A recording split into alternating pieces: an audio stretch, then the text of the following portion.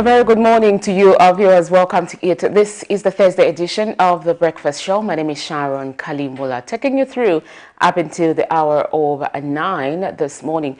Of course, we've come a bit late, but we kickstart the show with the morning boost and start on a fresh note and a healthy note. Let's look at this, and thereafter we continue with the show.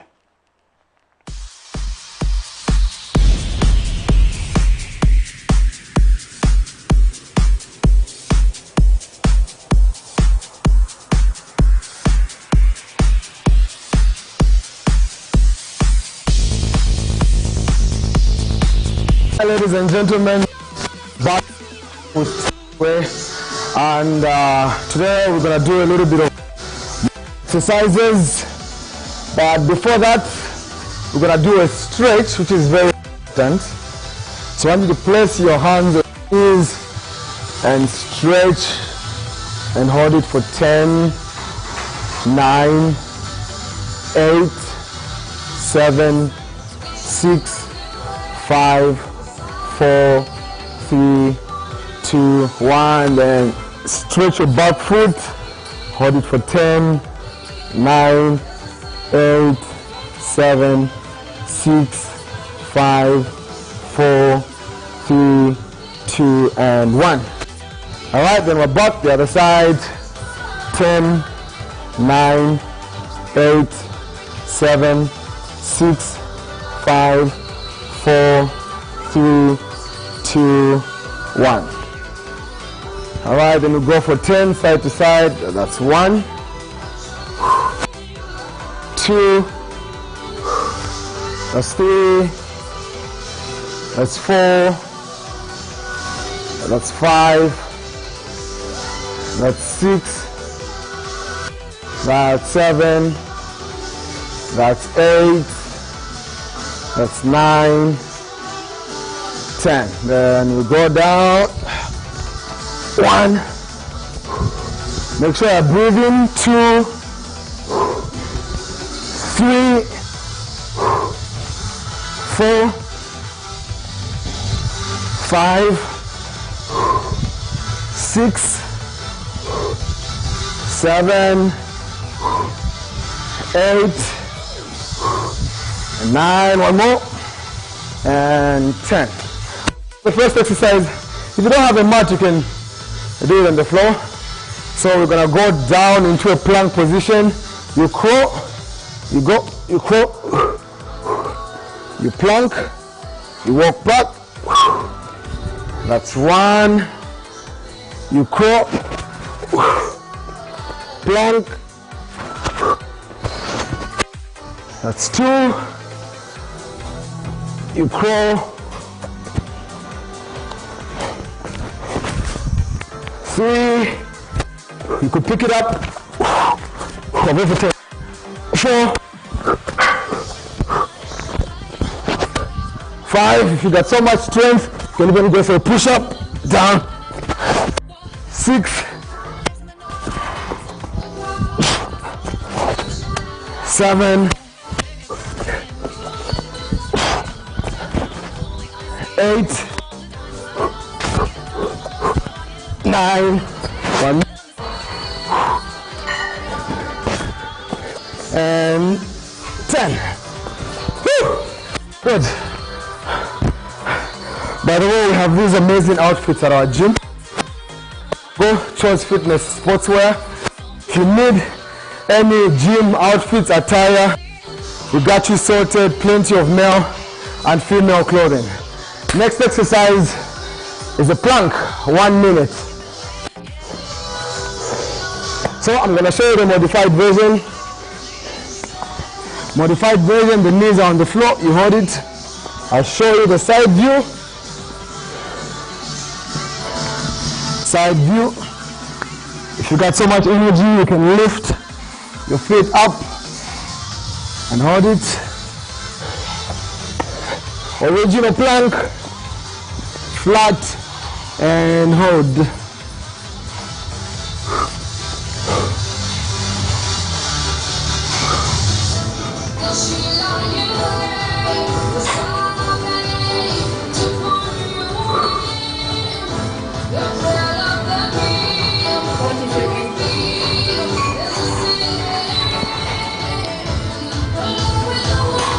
And the good thing with plank, it could be a good thing or a bad thing, but you need to zone out. Otherwise, if you think too much about the bend, it bends. So you have to zone out and think of whatever gets you going away from the pain. But it's very good because your core, your middle core, your upper core, and your lower core getting done.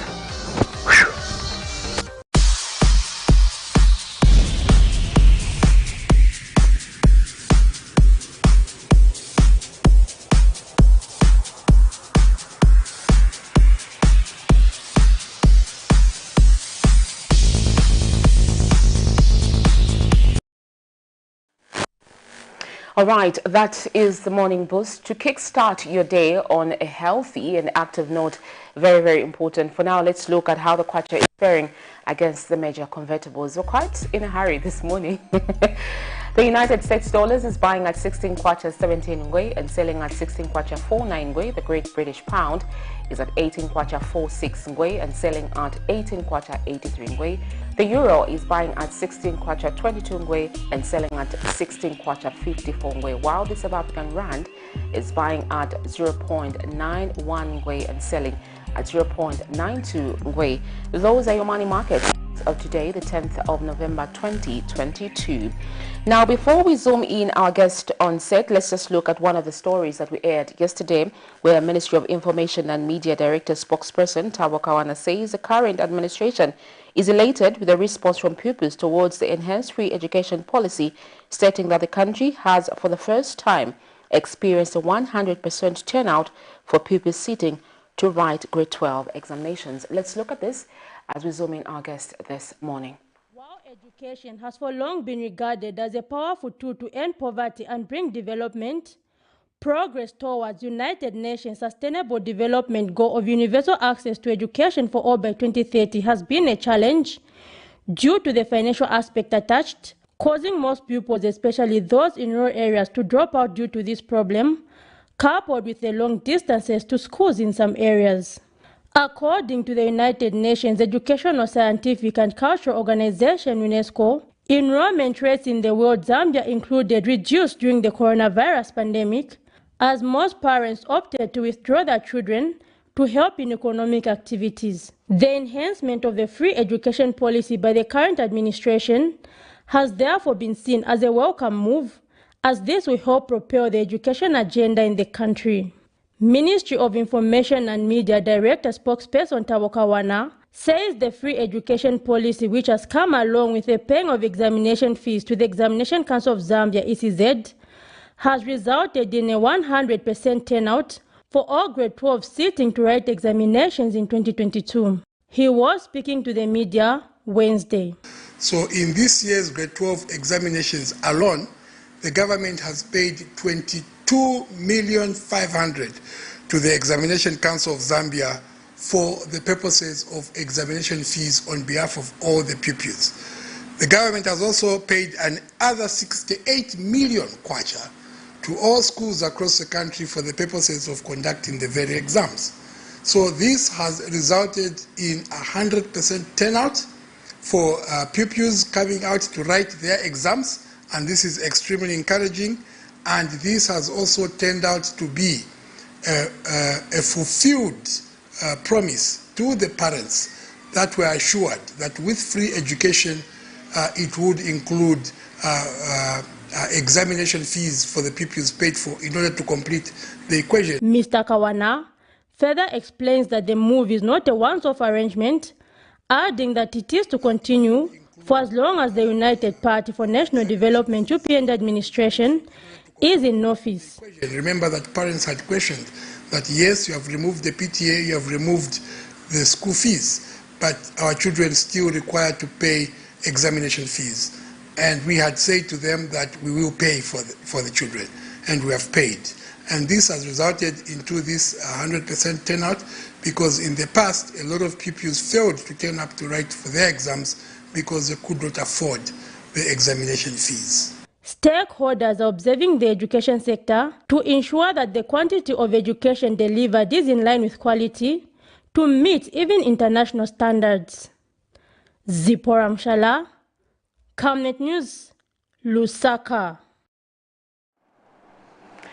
Welcome back. You're still watching Camnet Breakfast, and on set, I'm joined by Central Province Minister, Mr. CREDO NANJUWA, also Member of Parliament. That's why you're a minister, not so, because you have a parliamentary position. Yes. Welcome to Camnet TV Breakfast Show.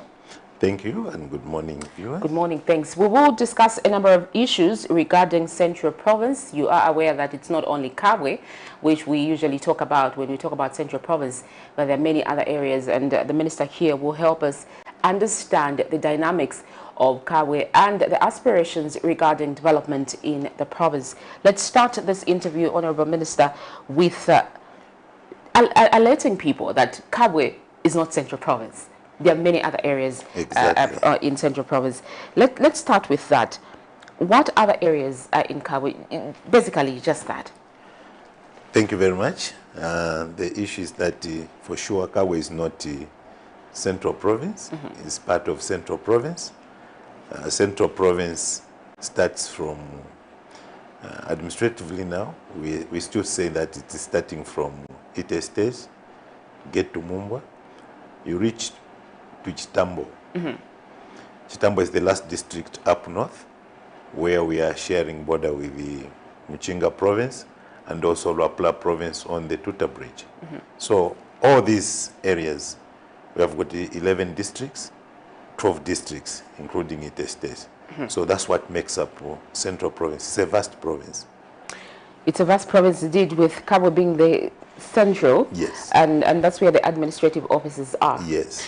We've done quite a number of stories regarding Central Province, but obviously Kabwe always comes out prominent. Why is that? Is it because other areas are not developed, or other areas are too rural, or do you even go there as minister? Kabwe will always come out being the provincial headquarters where the provincial administration is. But we have got so many activities in most of the districts. If you talk of major industries coming up now, Chibombo district is leading. Okay. Because Chibombo district swings from 6 miles here up to where they share with Kabwe district. And there are more industries now in Chibombo district. Farming activities, we are talking of Chisamba district, we are talking of Mukushi. Mining areas, we are talking of Serenje, Kabwe, Mumbwa, and Mumbwa also in agriculture. Tourism, we are talking of Chitambo, we are talking of Mumbwa district and all other districts. So it's just that probably the coverage. Are you doing enough as minister to put these areas on the map? We are doing everything Let's talk possible. about tourism. Yes. For example, I think not much is being talked about, apart from Central Province being ghostly. Really, what are you doing to put it on the map there so that people can choose it as a destination of choice? Actually, what we have done now is that, first of all, when we took up office, is to identify what are the potential areas of development areas in the province. And the tourism is one of them. Tourism, we are talking of tourist places like the Kafue National Park. The Kafue National Park, most of it is in Central Province, Mumbwa district. You're talking of the Kasanka National Park. We are talking of Kundalira Falls. Yes. They are all in Central Province. So at a certain point, I think the Kafue National Park was really going down, despite being one of the biggest national parks in Africa. But because of, I think at a certain point there was negligence towards that national park. But now we are seeing more life coming with the signing of an operation management agreement with the African parks. So that has actually revived, is going to revive Kafue National Park, and we are going to see more animals in the Kafue National Park and better management. So issues of tourism, we are committed to working with the line ministries like the Ministry of Tourism to ensure that tourism in Central Province is promoted, and it's attracting and begin to generate revenue for the country. The economic issues also come out as prominent. The dying of industries, hopes of reviving some of the industries, and most of the residents there thrive on illegal activities such as mining. We can talk about Mombwa, we can also talk about Central Province. I think recently we did a story where people were protesting in one way or the other regarding the same activities. How are you trying to normalize the situation and ensure that people do legal things, industries are brought back? You mentioned briefly about the Chibombo area having all these industries mushrooming, but then it seems like a far-fetched dream. Not really. The only thing that I can say is that it was believed like the folding up of or the zinc mine in Kawe was perceived like the only industry that could hold Central Province economically. And you talk of Mlungushi Textile. Yes. Mlungushi Textile, and also the Zambia Railways. Zambia Railways had more activities in Kawe. Mlungushi Textile, we are talking of Kifiko, General Pharmaceuticals. All those were prostate organizations then, which held Kawe and gave more jobs to the people. The folding up of these companies and the privatization effects took a negative toll on Kabwe.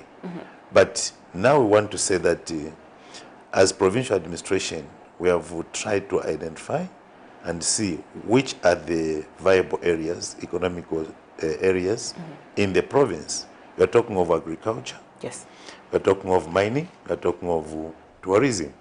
So when we talk of the mines, it's not all about the Kabwe zinc mine. As we are talking the now, Mombwa gold mines? yes. Of course, what we are saying now is that actually Central Province is endowed with a lot of mineral resources. Coming from Mombwa, we are talking of copper, we are talking of gold. You come to Chisamba, there is gold. You come to Chibombo, there is gold. You get into Kabwe, there is zinc, there is lead, there is manganese. In Mkushi, Kapiri, up to Serenje, they are all manganese areas. So what was happening probably is that at a certain point, Central Province was not exposed that there are these mineral resources in the province, and the activities that were taking place probably were not very pronounced, because we can imagine that there are certain mining activities which were taking place but not very well known. Some investors that have never even been to the provincial administration, to the district administrations. So when we got there was to get to know where these activities are taking place and how are they benefiting the locals, how are they benefiting the countries.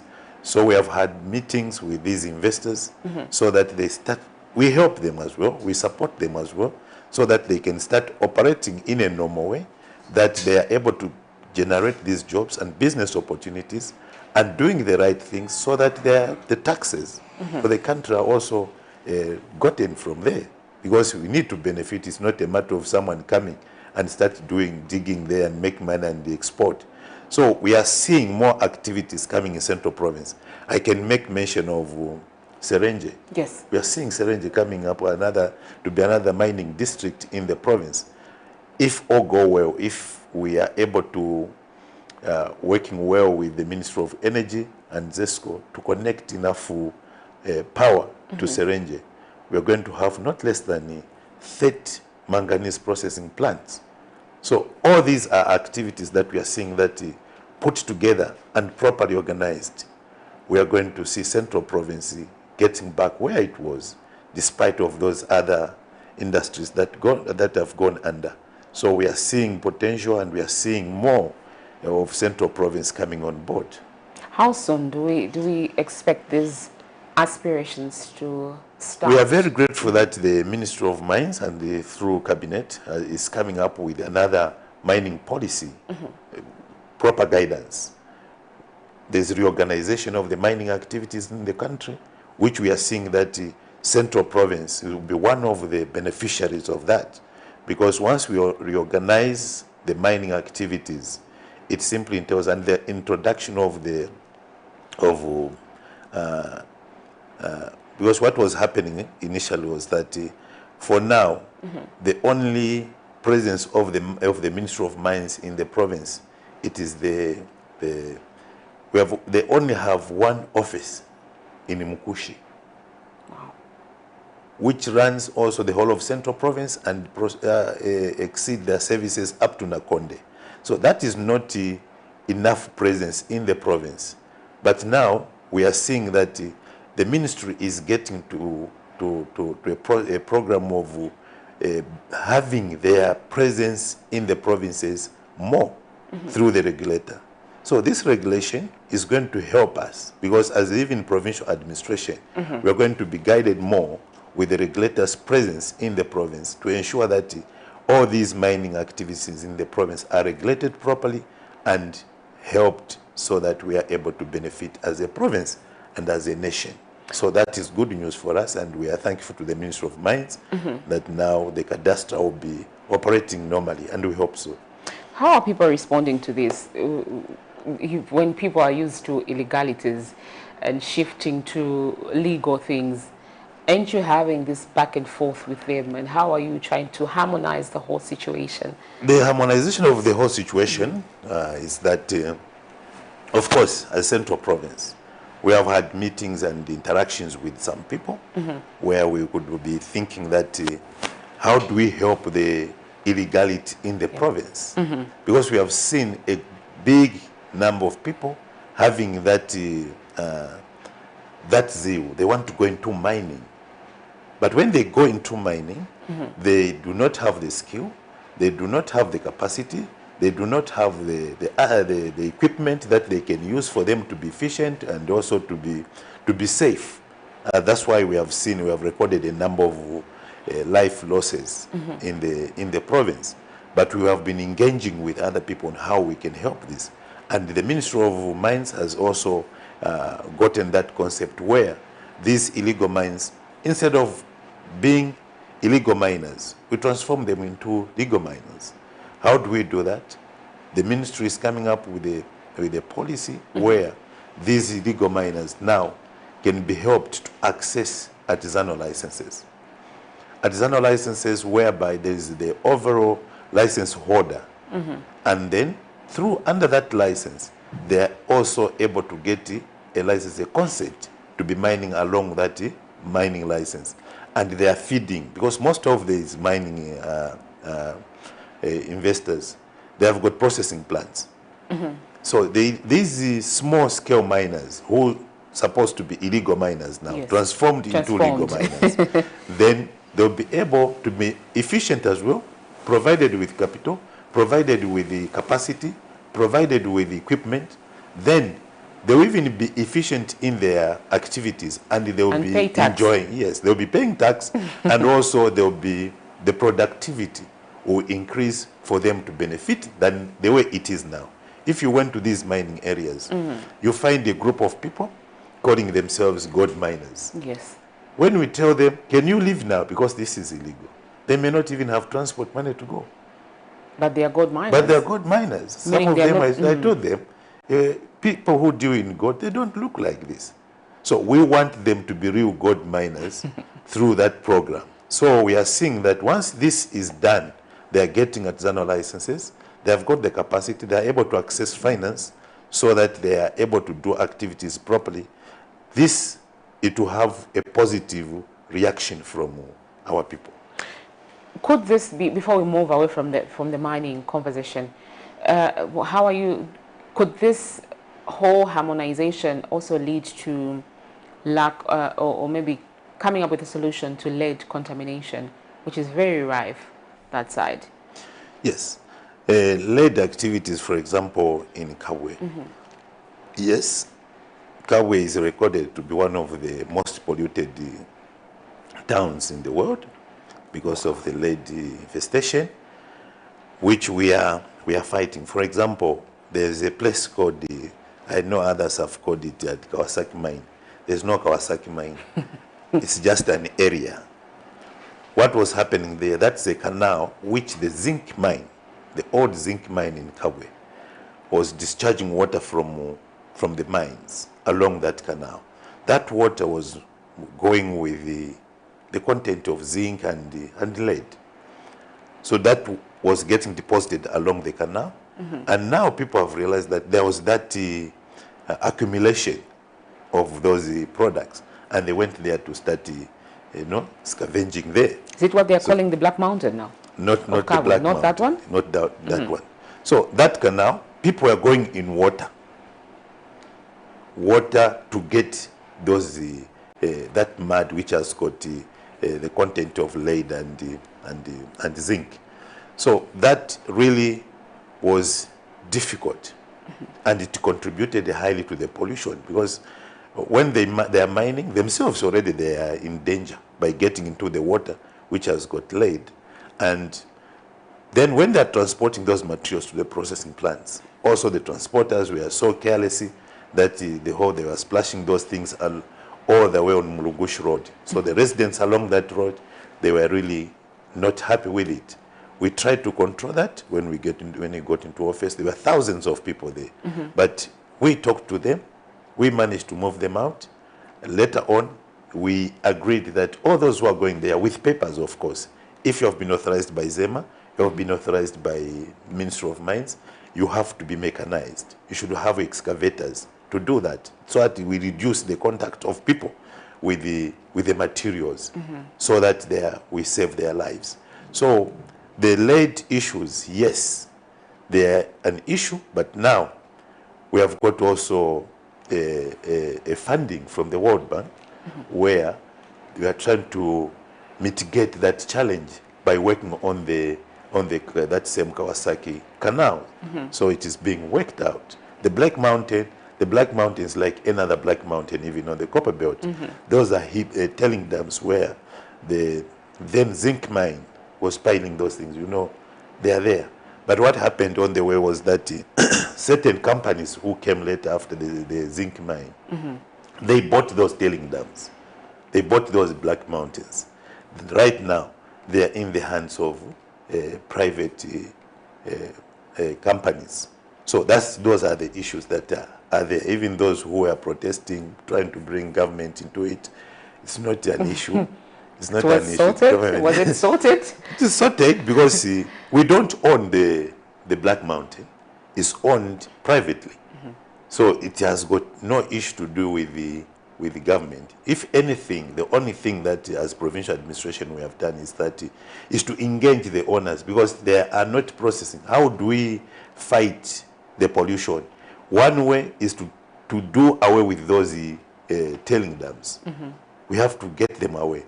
And since there are other investors who still see value in those materials, they want to process it. We have been engaging the owners that these materials should be processed, so that they stop being the drivers of pollution. Now, what we have also done is that we have engaged those owners, so that our youths in the province, they can find a way how they can benefit. What do you mean by your youths? Our young people. Just young people? Yes, they don't need to belong to any political party? Our youths, they are our youths. They don't need to be UPND, they don't need to be PF.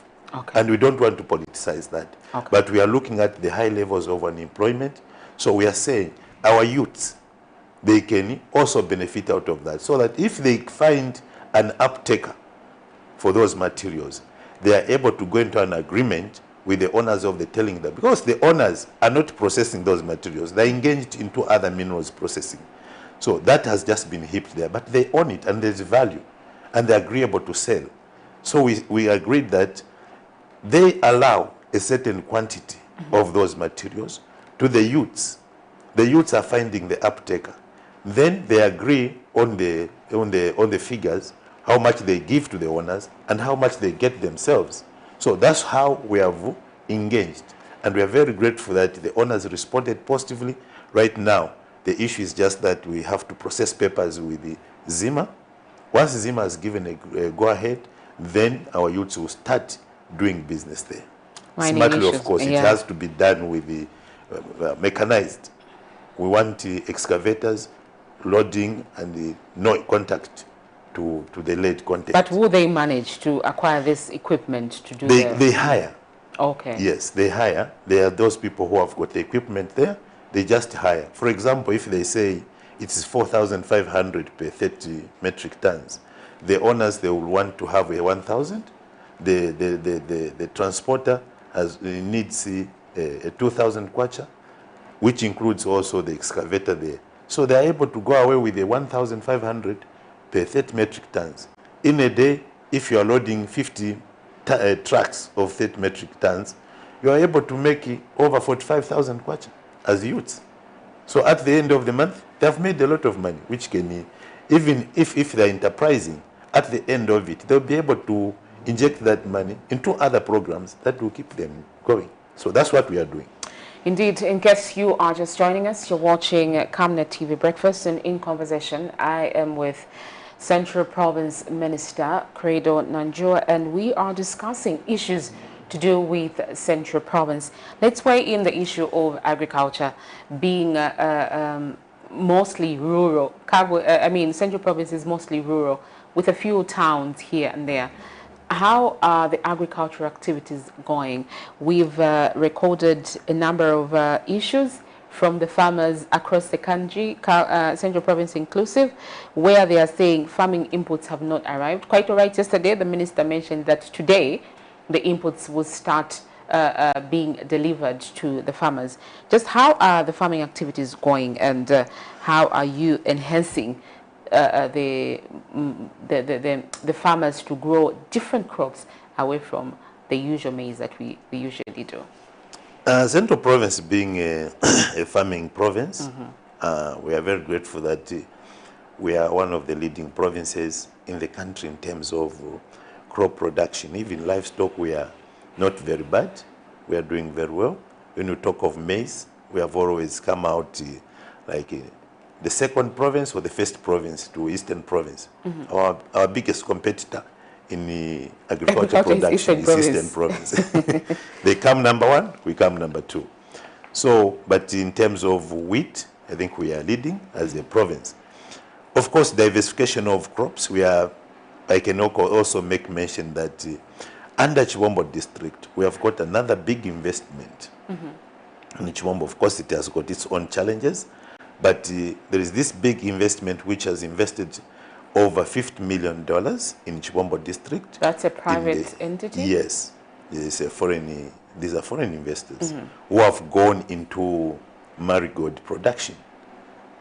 And this investment currently is employing over 2,000 people in Chibombo. And that, when it is full-fledged, it's estimated that it can be employing over 10,000 people.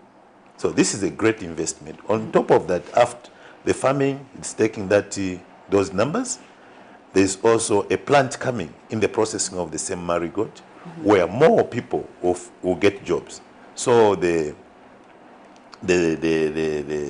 M phase in Chibombo, where they're going to put a factory there, is going also to be booming. So we are seeing more activities, even diversification in the agriculture sector in the province. So that's one of them.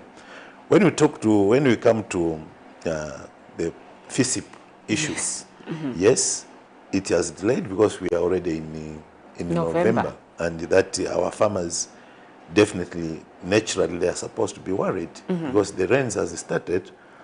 What I can say is that in Central Province, we have got about 162,000 beneficiaries under FISIP. So across the province. And as I am talking, we have started receiving, of course, even if the minister is saying today, but we have already started receiving. Mukushi has received, Kabwe has received, Mumbo has received, Kapiri has received, and many other districts are receiving in the province.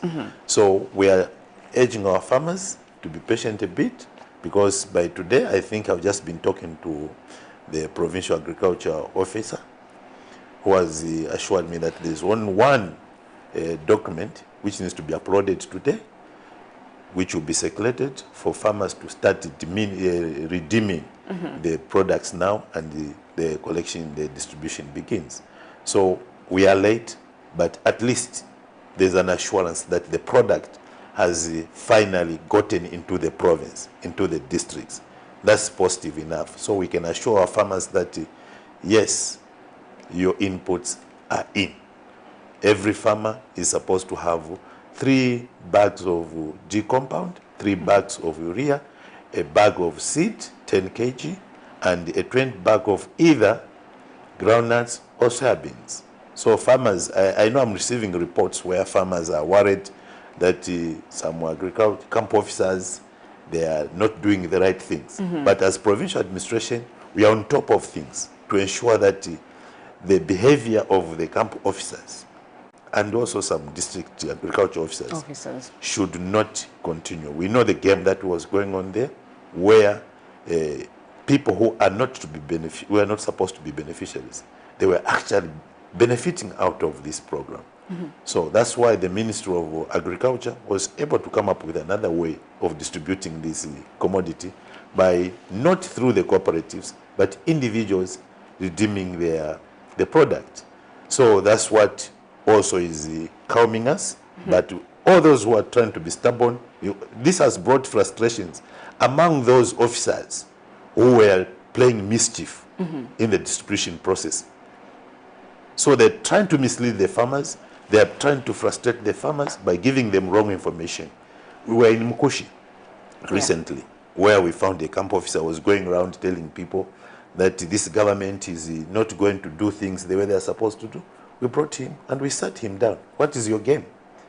So we will not allow that. If we find anyone who is doing that, and we're encouraging our farmers in the province, if anyone is misleading, we should be informed immediately and we'll take action. One of the concerns is that, owing to the fact that the rain season has started, most of the rural parts become impassable due to bad roads. How will you manage to take these farming inputs? That is their concern. Yeah, the concern, as I've indicated before. Any other measures? Is there a chopper that will deliver to these far-flung areas? No, we cannot. In an event that we wouldn't want to go into impossibilities. We want to be real. Yes. The only thing that we can say, we need to be timely. Now that the product is getting into the province, we'll quicken up the process that it gets into the districts. We're talking of districts like Ngabwe in Central Province. If it rains heavily, the people of Ngabwe cannot get to Kabwe, to the provincial headquarters. If they are to come to Kabwe, they have to go through Mpongwe, Copper Belt, then come through Kapiri to Kabwe.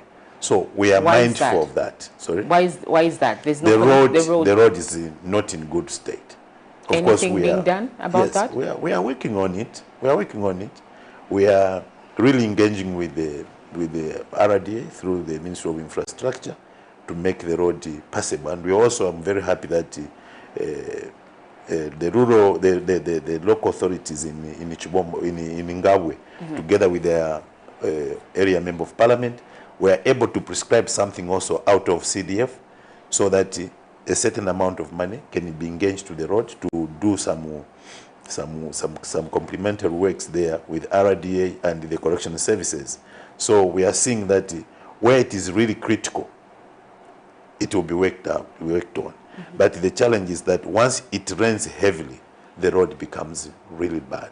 So we are mindful of that. And those are the areas that we want to be more quick, that the distribution of the commodity is done on time. So we don't want to think of a chopper, but we want to think of being on time. Okay. Grateful indeed for that response. I'm sure if they are listening, at least they've been calmed down to say, okay, our able minister is doing something for us. Yes. In case you're just joining us, just a reminder, we're in conversation with Central Province Minister, Mr. CREDO NANJUWA, who is also Mombwa Member of Parliament. And we are going to weigh in now the issue of, obviously, you foresee the whole Central Province. And you briefly talked about the roads in Ngabwe connecting to the other areas. But then there are many other things, many other roads really in the province, many other connections that really get cut off when it starts raining. In this 14 months that you've been How long have you been before I accuse you of being a minister for 14 months?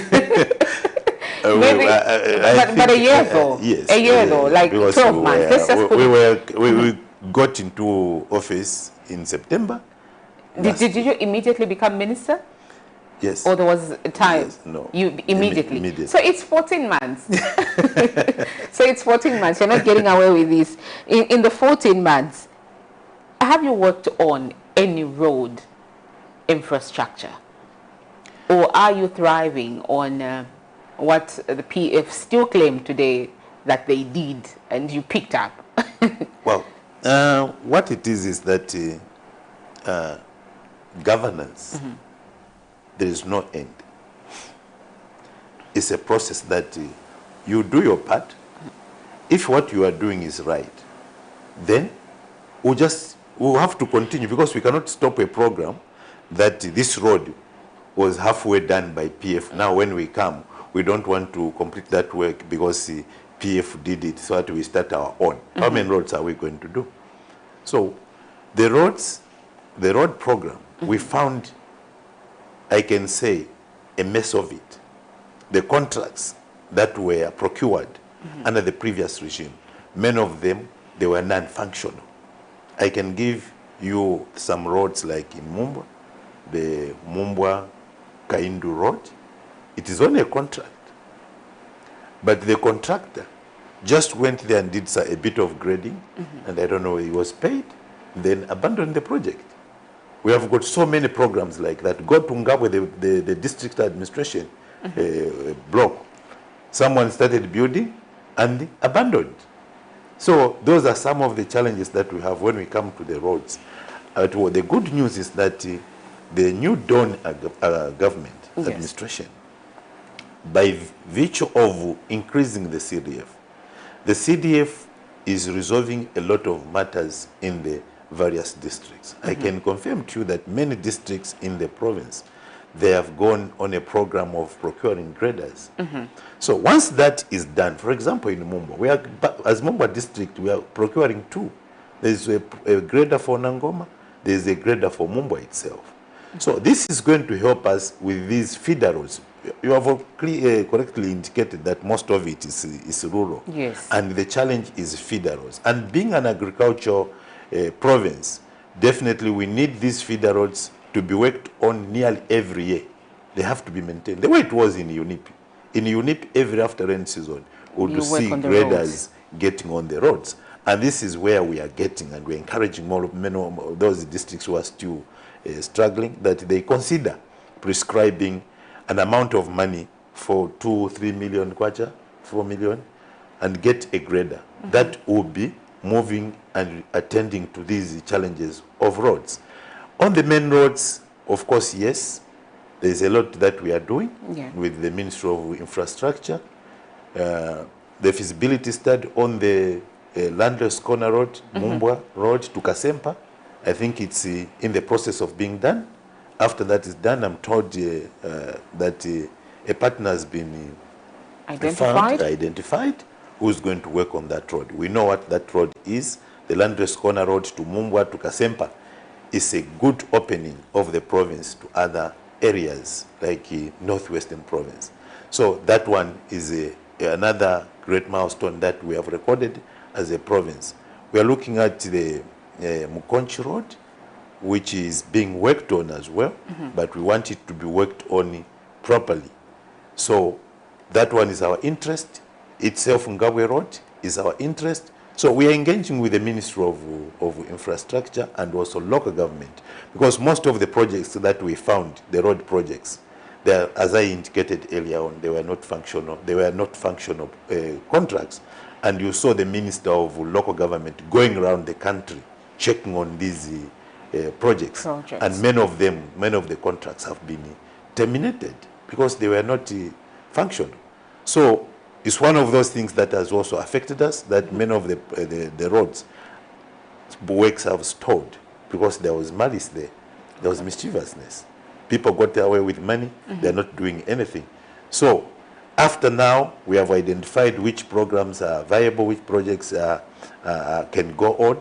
I think in the 2023, We are going to do more of that with the full knowledge of what we are doing.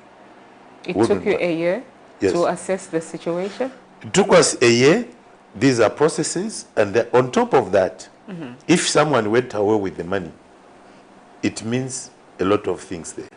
A contract is terminated. When a contract is terminated, there are legal implications. If someone went with the money, the ministry in charge definitely is trying to see what's supposed to be done. Yeah. Why should someone go away with government money, public money, without doing the work? All those are issues. So it took us a year, yes, but we are now on the right position. Obviously, you cannot enforce some of these developmental aspirations in various constituencies within Cabo. I keep on saying Cabo, within Central Province. But how are you working with individual constituencies to just see to it that at least part of the resources that they have under CDF especially are channeled to development and not just to cooperatives, the famous cooperatives that we talk about, to individuals, like you have mentioned, like 1 year was about assessing the whole situation, meaning there was a lot of corruption. I'm not actually tagging them, but there was a lot of mischievous activities going on. But then how have you sealed these loopholes? Also, how are you working with individual constituencies just to see to it that at least some of the needy areas are looked into using CDF? I think we have done a lot of engagement as provincial administration in ensuring that no constituency is lacking behind. Of course, the CDF itself, within the increase of CDF from 1.6 million to 25.7 million. And next year to another figure. Yes, became itself, that's a good move, but itself became a challenge in terms of management. It was a shock to many districts how to manage that resource. You heard the opposition saying it cannot work because the districts have got no capacity to handle that kind of money. So it was a learning cave that through determination, the commitment of the head of state. If the head of state was not that committed and determined, probably would have backed off. But the head of state and the cabinet ensured that we should go ahead with all, bearing in mind of all these challenges, such as capacity to handle this kind of money. So a lot of delay was there to change the guidelines. How are we going to do it? All kinds of things that delayed us. So in terms of disbursing the CDF money has just begun, I think, somewhere in October. In October. Yes. That's for 2022. 2022. So we have been engaging. I think we have had meetings of council secretaries, council chairmen across the province, and also engaging individual members of parliament that they can work as a team in the district. Because the idea of a member of parliament pulling this way, the local authorities pulling the other way, the DCs pulling the other way, it will not bring the desired results for that particular district.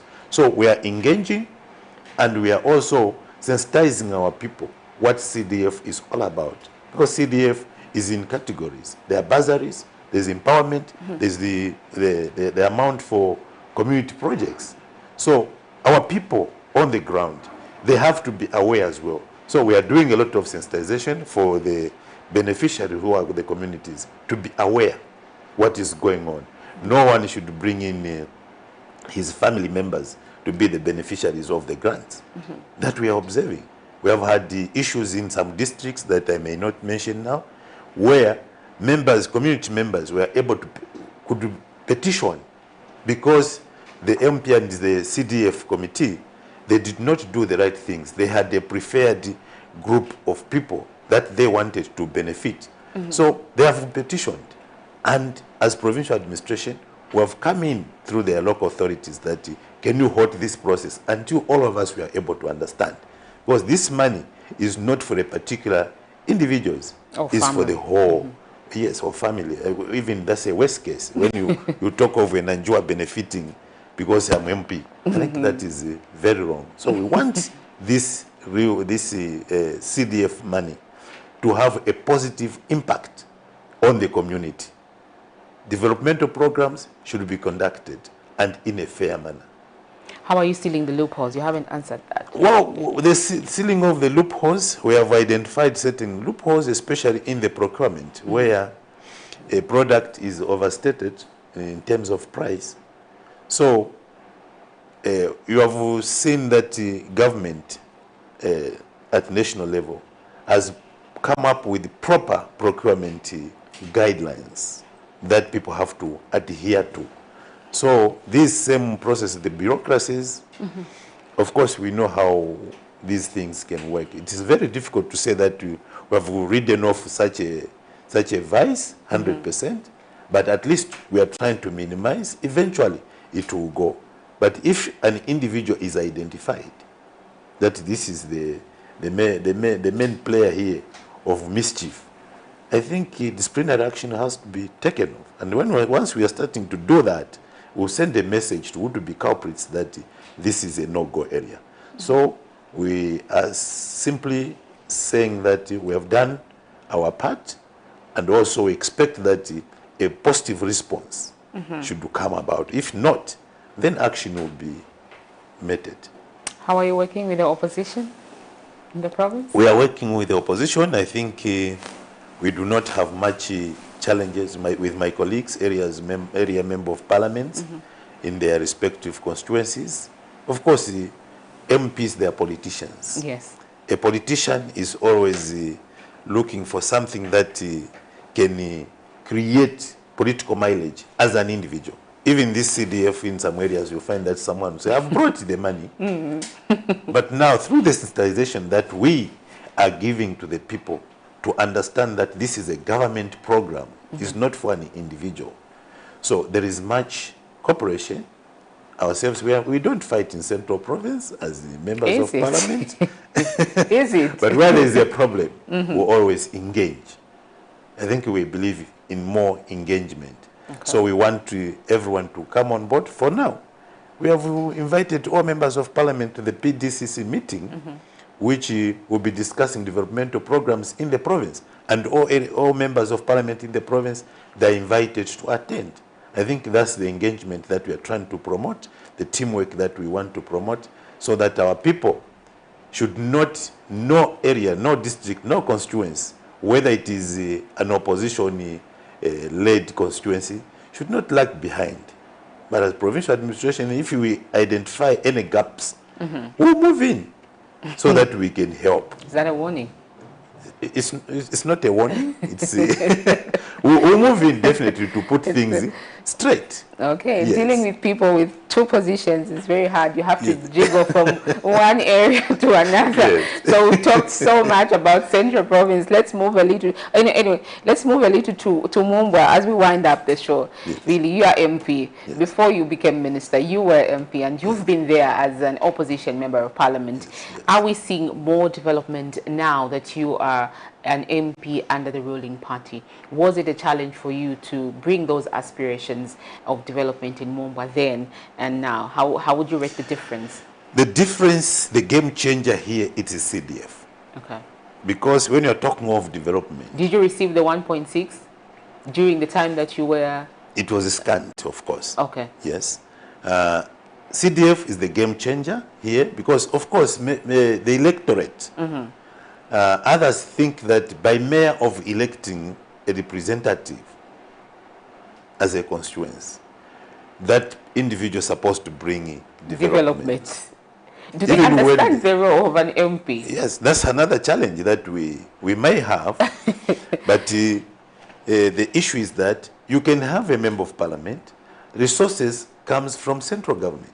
So if resources are not coming, no matter how versatile that individual is, you will not see anything. Under my first term in office, in 2016 when I took up office, the then government released no CDF for 2016. In 2017, there was an allocation in the budget of 1.4 million, they released 700,000 kwacha. So 700,000 kwacha, when you look at it, I've got 12 words. To divide 700,000, each word would maybe 60 to 100,000. So what can you do with that kind of money? So definitely people, then what they look at, you are their MP. You are supposed to do this. To do that, you're supposed to. So they will always sit on your neck. Water, Yes. this. So that was a big challenge for me. It was really difficult under the previous one. It was hard being in opposition, but now I'm thinking that the opposition then was difficult than the opposition now. Because every MP has got resources in his constituency, adequate resources and adequate support from the central government. So the first term was really difficult for me, but I'm grateful that the people in Mumbai were able to understand the situation, that we're in opposition and there was scanty resources available. But now, even if I was not in government, I think I was still going to do a lot of things. But now we're in government and in the right government. The way you are smiling, meaning under the right things are really working for under you. the right leadership, we are seeing more things to be done in the constituency. We have received, yesterday we received another allocation under the CDF released by the Ministry of Local Government. So we have got so much money at hand that we are ready to dispose. We are procuring the grader. We are doing a lot of boreholes. We are procuring 1,000 desks before the end of the year. So all these are issues, but what is behind this? It is the CDF that is that has been increased by the New Dawn government. So the people of Mumbai now are assured of more developmental programs because the resources are available. And we are available. Human resource has always been there, but the financial resource was not there. Now the two are both there. We have got finance, we have got the human resource, and we are ready to do more projects. And even other projects which we are engaging, because now we are able to engage with government in the right manner, with the sincerity. You're in the ruling party. Why shouldn't you engage with Yes, but other ministries, yes, we are engaging. Even projects like the abandoned projects like the trade school. Yes. That trade school which is being constructed in Mumbai. We have gone there and we have engaged with the Ministry of Infrastructure, the Honorable Minister of Infrastructure, Honorable Milupi, and the chairman for RDA, together with the Ministry of Science and Technology. We are soon reviving that contract. So the CDF grants that we are giving, the skill trainings at Mumbai Skills, where we have got a small space. We are seeing now that at the completion of that trade school, we are going to see more skill training from the trade school than it is now. With the funds available up to now, actually I can confess to you that the grants for skills training have not been depleted. You have more money. Yes, we have got more money in our pocket. This is real money, not the way it was. Not on papers. Not only by mouth that we put more money in the pocket. That's when we have more money in the pocket. We are still challenging the people in Mumbai that come forth. We still have a lot of money that we have been given. Are people applying for the grants? Do they understand? Is it because they are not applying? That's why you have more money? The others have not applied, and we are doing the sensitization that please, it's not closed. You are still free to come. When is it closing? I may just... We are not closing. We've got the money. Why should we even... I think we are going there. These are ongoing programs. We've heard there's money. of empowering our people, so that we know when we empower people in terms of agriculture, in terms of carpentry and all these things, and the other activities, investments that are coming into the district, into the constituency. For example, we heard the Minister of Finance in his budget speech that Chitumba copper mine is opening in Mumbai constituency. It's a big mine. In the mining area, in the mining industry, there are a lot of other skills that are required. And those skills that we are providing in these skills centers, they are going to help our youths to get jobs in the mine. and also stand alone to start supplying the mines. So that's why we are encouraging youths to come forth and get the training and be ready for these opportunities that are coming in the constituency. So it was rough then. Now it's a smooth route. We are grateful to His Excellency the President and the UPND government. Of course, these are some of the promises that we were telling the people during the campaign, that put there the right man. It's not all about NANJUWA, you didn't do this, you didn't fix road. How do I fix the road when I'm not given the money? Now I'm given the money, I'm procuring a grader. Every feeder road in my constituency is going to be attended to. The water challenges, even in Mumbwa, we are fixing. The dam which was washed away 3 years ago is being done, and it will be completed before the end of this year. So even the water reticulation in the constituency will improve. We have sunk a good number of commercial boreholes, 7, and equipped. So meaning the water challenge in the constituency is also be a thing of the past. So this is what it means to vote the New Dawn government, to vote President Hakainde Hichilema. Indeed, things are being fixed and there's more money in people's pockets. Should I take that as your concluding remarks? Well, in my concluding remarks, it will be that as a province, yes, the first thing that we need to do is teamwork. Teamwork is going to realize more benefits for our people. As provincial administration, we stand with an open policy to discussions with all the players in the province. The MPs in the province, we are ready to work. Whether you're opposition, we're in the ruling party, we need to work together. We need to work with the investors. The investors, we have been engaging investors, calling them also to the office, so that we help and show support to their investment. Because they have brought the investment. It is our role to support the investment to grow. It's our role to ensure that that investment is creating jobs, is creating business opportunities, it's developing the communities where the investments are. So we want to work, government, investors, NGOs, and everyone else. Our Royal Highnesses, we have got very high level kind of interaction with the Royal Highnesses also in the province. So because we believe if we are not at peace with the Royal Highnesses, it will be very difficult for us to work. Operate. So we really need to be together as a team in the province.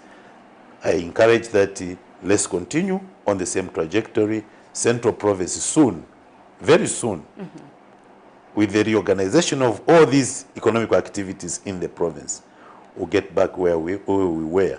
And we are hoping that, I know in Kabwe, it has been a system of dangling a carrot for political mileage using Mulungushi textile. Yes. It's every election year. It's a yearly story. Yes. Every election year, we'll hear Mulungushi textile is opening. Just because the government then wanted to get votes from Kabwe.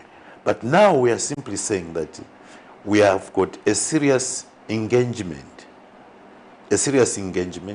trying to find out modalities on how such industries can be revived. So the Ministry of Defense and the joint, is a joint venture, the joint partner, which is the Chinese government. They are engaging at a higher level. So much that when we start talking about the opening of Mulungushi textile, we need to be different and we need to be real. And we should be seeing things happening. For now, we are saying we are still having the engagement. We haven't lost that idea of reviving Mulungushi textile because we know Mulungushi textile is the game changer for the people of Kabwe. More people find jobs there. So we're just waiting to be advised by the Ministry of Defense, but we are always knocking on their door because we know what it is with Mulungushi textile. I hope you don't bring that story in 2026. We don't want to bring in 2026. That's why we are bringing it now. Because if we wait for 2026, it will be the same cliche. As usual. Yes. It will be the cliche of wanting to gain political mileage. Now we are simply saying that We want these things to be done. What is the challenge is we need to, those machinery, they're obsolete. They need to be removed. They need to be replaced. It's a huge investment. That's why this partnership in a joint venture between the Zambian government and the Chinese government, it has to be enhanced so that our people can get the jobs and the business opportunities. That is going to make Kabwe. Of course, we are even coming out of that tag of Kabwe being a ghost town. You are no longer a ghost town. We have got so many activities, economic activities. We have got even Hungry Lion, of course. All right. Thank you so much for choosing Camnet TV. This has been the Breakfast Show, and we've been talking to Central Province Minister, who is also NANJUWA Member of Parliament. Thank you so much once again. Good morning. Thank you.